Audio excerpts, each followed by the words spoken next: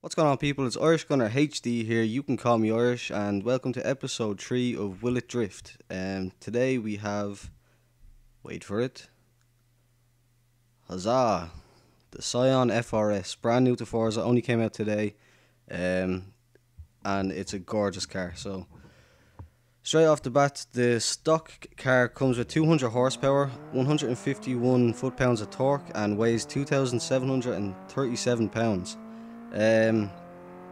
It's good as standard. It's alright. It's like most cars in the game. It's the stock cars just aren't. They haven't got enough power, and the gearing's a bit weird.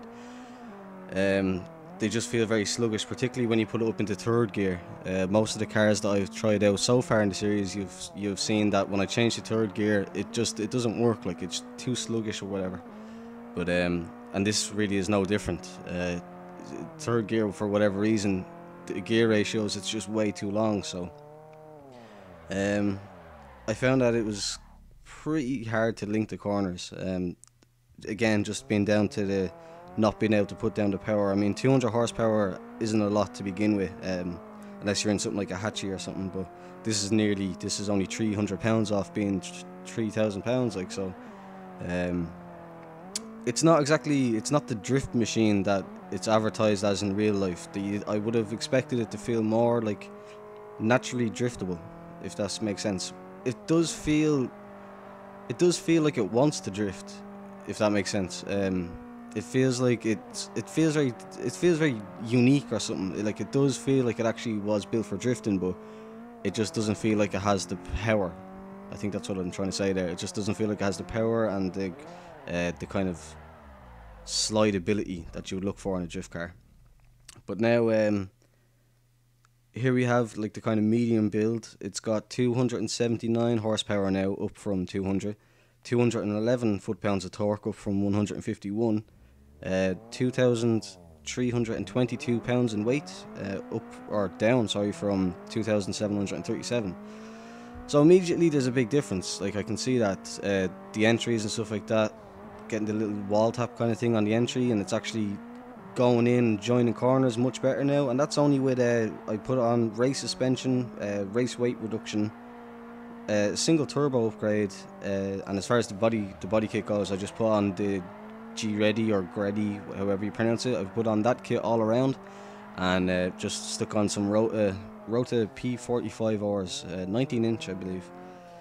But I tweaked the ratios a bit. I tweaked the gear ratios to be able to make it, particularly the third and fourth gears, to make them kind of shorter, to give it that extra driftability that I keep saying. But yeah, it's much better now. If you like low-powered cars, like if you don't want to build it into a fully like 450, 500 horsepower car, it's really good. Like, it really is. I'd say with more tweaking of the tune, or with more tweaking of the gear ratios, with this amount of horsepower, it's really, really good. It could be really, really good. And again, in the medium stage, I never touched the suspension or anything like that. So this is just tweaked ratios and a little bit more power from the turbo. But it's very good for the amount of power it has. It transitions really well, and it's got revs in all the right places. But here's the fully built car. I added the wing there because I felt I needed a bit more kind of downforce on the rear tires. Now it's running 485 horsepower, 366 foot-pounds of torque, and 2,400 pounds of weight. And you can immediately hear a difference if I just be quiet here. Yeah, you can hear the immediate difference in the exhaust note. It's a lot raspier, it's a lot higher pitched. But at the same time, it's in the red a lot. Whatever way I mess with the gears, I didn't have them right. It spends a lot of the time inside in the red line, basically bouncing off the limiter. And that's not something that you want, so I do fix that. This episode is kind of special in that I messed around with the car for another hour or so. I put a paint job on it. I did Frederick Asbo's 86X project paint. I spent an hour or two working on that. It's not finished yet, you'll see it in a minute. But it can be hard, like in this, when I was driving it in this kind of spec or span of its life, whatever you want to call it, like this tune that I had on it, I found that it could be kind of hard to control. It was unpredictable. It was kind of slipping out a lot. It was slipping out like spinning. The wing didn't really help a whole lot to stop it from, or to add a lot of grip. So what I ended up doing, actually, sorry, no, the numbers that I gave you were for the next final build of it. What I have in it right here is 593 horsepower, 424 torque, and 2,445 pounds in that last clip. But now I took some power out of it, because anything over 550 is too much. Like, I had 593 in it and it was just way too much power. So anything over 550, you want to be aiming for about 450 to 550 maximum, I would say, with this car, with the size of tires and stuff like that it has on it. But yeah, in this tune, in this version of the tune that I put on it, it's perfect. It's absolutely brilliant. It's, what was I gonna say? It could be a little hard to control with too much horsepower, but then as soon as I took out some horsepower, it was just perfect. Like, literally, I wouldn't be surprised if I make this my new main car with a bit more work on it. Maybe fix some of the gears again, but like you can see here, it's not spending nearly as much time in the red lines as it was before. So immediately already, that's made a big difference.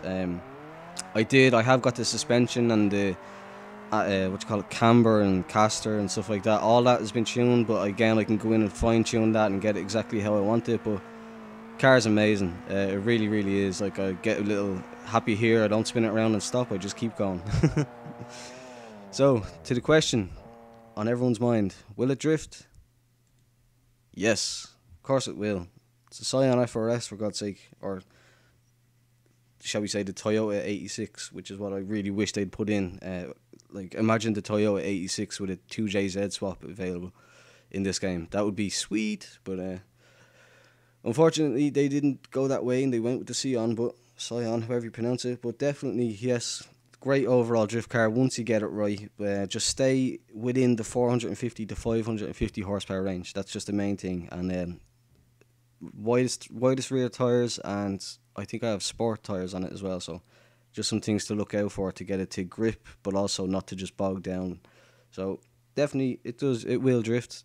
Try it out. It's only 240 Microsoft points, I think, so if you've got that lying around, definitely. And even if you don't, what is it, like, it's €10 over here for 800 points. So I got it, and I got it.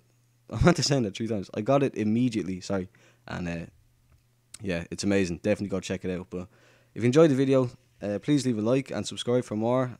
Thanks for watching, and goodbye.